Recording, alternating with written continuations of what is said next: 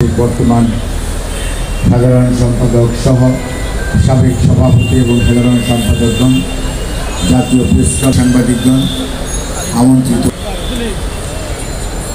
আজকে এই দর্শক সারিতে বসে বক্তব্য শুনছিলাম। আমি শুনেছি, যেটা আমি একবারে এসেছিলাম ওনার সাথে, আর সিনিয়র সাংবাদিক থেকে শুনেছি প্রায় দেশনেত্রী বেগম খালেদা জিয়া, আপনাদের এই দেশনেত্রী বেগম খালেদা জিয়ারও অবদান আছে। আজকে তাদেরই জ্যেষ্ঠ পুত্র প্রধান অতিথি হিসাবে উপস্থিত হয়েছে।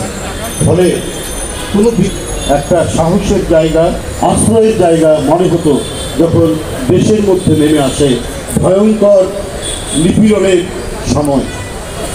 আমরা এই প্রেস ক্লাব থেকেই অনেক সময় নিজেদেরকে এখানে লুকিয়ে রাখতে সক্ষম হয়েছে। এই অর্থে যেমন একটি ঘটনার কথাই বলি। হঠাৎ শুনছি সন্ধ্যার সময়, ঠিক 14 নির্বাচনের আগে, 2014 নির্বাচনের আগে সোনারগাঁ থেকে একটি প্রোগ্রাম শেষে barrister Moudud Ahmed, barrister Rafiqul Islam, MK Anwar সাহেব, সব দেশের জ্যেষ্ঠ নেতৃত্ব, পুলিশ, মিডিয়া, র্যাব ঘিরে ফেলেছে, একটা মাছি পর্যন্ত ঢুকতে পারছে না।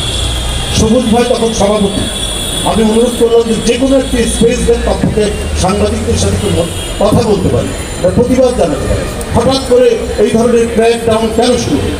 এটা সরকারের একটি পরিকল্পনার অংশ, যে নির্বাচনের আগে একেবারে বিরোধী শূন্য করার একটা প্রক্রিয়া, সেটা আমরা ঠিক বুঝতে পারছি। কিন্তু হঠাৎ করে এই ক্র্যাক ডাউন, সবুজ ভাই আমাকে বড় হয় দিদিনে বলে যে আপনি এখানেই করেন, তারপরে দেখা যাবে কী হয়। তারপরে যাই হোক, ওখানে দৌড়ে আসলাম, সব সাংবাদিককে ডাকলাম, একটা খুব বড় ধরনের প্রতিবাদ করলাম সাংবাদিক সম্মেলনের মধ্যে দিয়ে।